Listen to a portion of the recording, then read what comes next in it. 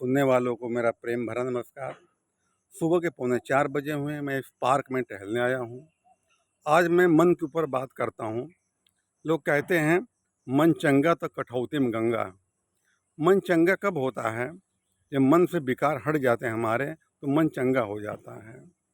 ये मन बहुत शक्तिशाली है, बहुत बलवान ये है। मन को चाल समझ पाना कठिन है, असंभव नहीं है ये। साक्षी बन के देखो आप अपने जीवन में कि मन हमें कहाँ ले जा रहा है। मन विचार कौन चल रहे हैं, मन मुझे परेशान कर रहा है क्या? जब इसको देखने लगोगे ना, तो ऑटोमेटिक ही अपने रास्ता बदल बदल देगा ये। हम इसको देख नहीं पाते हैं। मन क्या है? मन विचारों का पुंज है ये है, या विचारों का सागर कह लीजिए। असंख्य विचार भरे हुए हैं, कभी इसके विचार खत्म नहीं होते हैं। असंख्य हैं, असीमित विचार इस भरे हुए हैं। अपने जीवन को साक्षी बन के देखो कि हमारा मन कहाँ मुझको ले जा रहा है, क्या कर रहा है, क्या सोच रहा है। मन की चाल को समझो।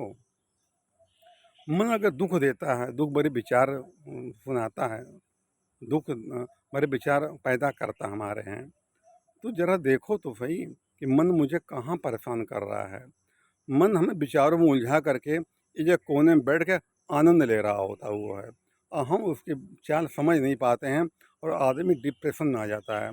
मन बार बार एक ही बात सोचवाता है, और वही आदमी डिप्रेशन चला जाता है।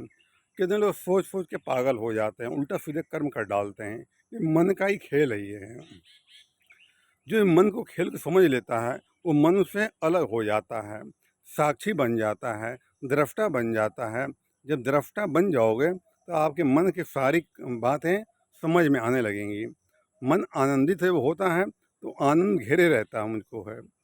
मन तब भी नहीं दिखाई पड़ता है, चुपचाप बैठ के आनंद ले रहा होता है। आज हमें परेशान करता है, तो भी अकेले में बैठ कोने में बैठा होता है, वो आनंद ले रहा होता हुआ है। तो जब भी मन इधर उधर भागे, तो कुछ सेकंड रुक जाओ, कुछ सेकंड रुक जाओ, और देखो मैं हूँ कहाँ पर। मन मुझे ले कहाँ जा रहा है, मुझसे क्या करवा रहा है। गलत रास्ते पर जा रहा है, तुरंत हटाओ उसको, दिमाग कहीं और लगा दो, विचार कहीं और लगा दो। विचार तो आएंगे, विचार रुक नहीं पाएगा, लेकिन कौन सा विचार हमें ग्रहण करना है, कौन सा विचार हमारे लिए अच्छा है, कौन सा विचार हमारे लिए बुरा है, ये हम बुद्धि के प्रयोग करके इसको समझ सकते हैं, इसको हैं। और जो मन की चाल को समझ जाता है, वो मन के फेरे में नहीं फंसता है, वो हमेशा सावधान रहता है। ये जो ज्ञानी पुरुष होता है, हमेशा सावधान रहता है कि मन हमारा कहाँ ले जा रहा है मुझे। अपने मन के ऊपर दृष्टा बनकर देखोगे, साक्षी बनकर देखोगे, तो मन ऑटोमेटिक अपने लाइन पे आ जाता हुआ है। मन तो खुलेआम घोड़ा, खुला घोड़ा ही है, ये भागता रहता है। ये शरीर एक रथ है, इंद्रियां घोड़े हैं, मन लगाम है, बुद्धि सारथी है, और जो इसमें बैठा है वो जीवात्मा ही है। मन के हाथ में लगाम है, और ज्ञान के अंकुश से, बुद्धि रूपी अंकुश से इसको वार करके इसको सही रास्ते पे लाना चाहिए। जब हम जरा चूक कर जाते हैं, वहीं मन हमको अपनी चाल बिछा देता है, और हमें घेर लेता है वो है।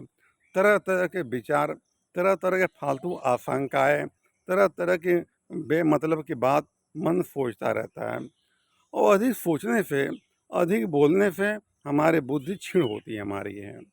तो दिमाग एक ही तरफ लगा रहेगा, और दुनिया में हर समस्या का समाधान होता है। ऐसा नहीं कि समस्या का समाधान ना हो, भले समय लग सकता है। हर चीज़ की समय सीमा होती है। आदमी के जीवन में जो दुख आता है, उसकी भी एक उम्र होती है, सुख आता है उसकी भी एक उम्र होती है।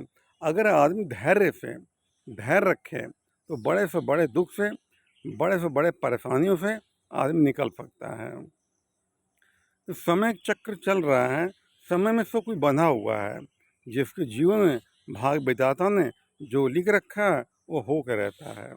कहते ना, वही राम रचि राखा, को तर्क बढ़ावे साखा। अगर आपके लाख प्रयास करने से कोई काम नहीं हो रहा आपका, मेरी बातों को जो ध्यान से समझिएगा, सुनिएगा। आपके लाख प्रयास करने से आपका कोई काम नहीं हो पा रहा है, बहुत प्रयास कर लिया, नहीं हो पा रहा है, तो साक्षी बन के देखो कि जो कुछ हो रहा है वो नियति की मर्जी से हो रहा है। जहाँ हमारा बस नहीं चलता, वहाँ नियति का बस चलता है। तो नियति को देखो कि जो हो रहा है ये नियति की वजह से हो रहा है ये है। तो साक्षी बन के देखो कि मैं कुछ असमर्थ हूँ, मैं कुछ कर सकता हूँ, तो धैर्य रखो वहाँ पर। समय बदलेगा, समय सबका बदलता है भाई, ये सबका समय बदलता है। इसलिए जीवन में धैर्य बहुत ज़रूरी है। जब इंसान धैर्य धैर्य रहता है, संतोष है, संतोष करना, संतोष और शांति दोनों पति पत्नी हैं।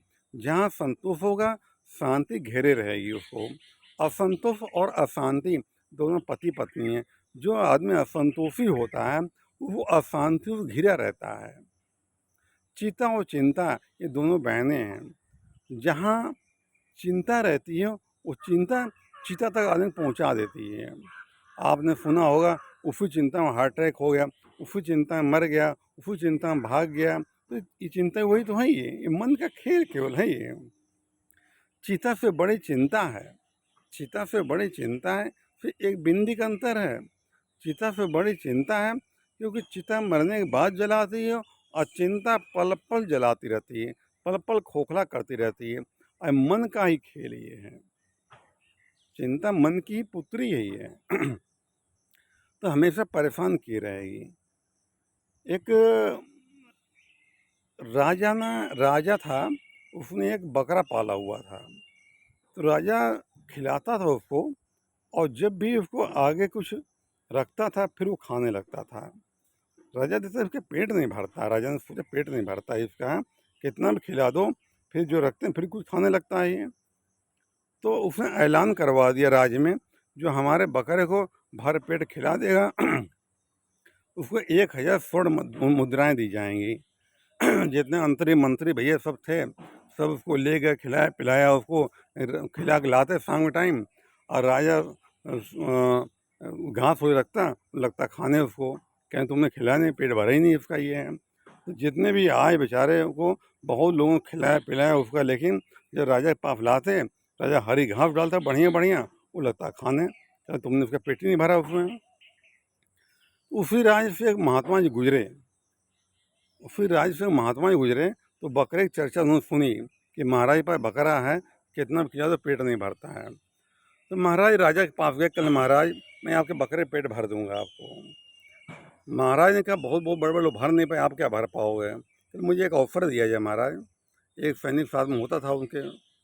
तो महात्मा जी बकरे को ले गए जहाँ हरी हरी घास बढ़िया घास थी वहाँ पर ले गए, और एक अपने हाथ में एक डंडा रख लिया, डंडी बड़ी लंबी से रख लिया।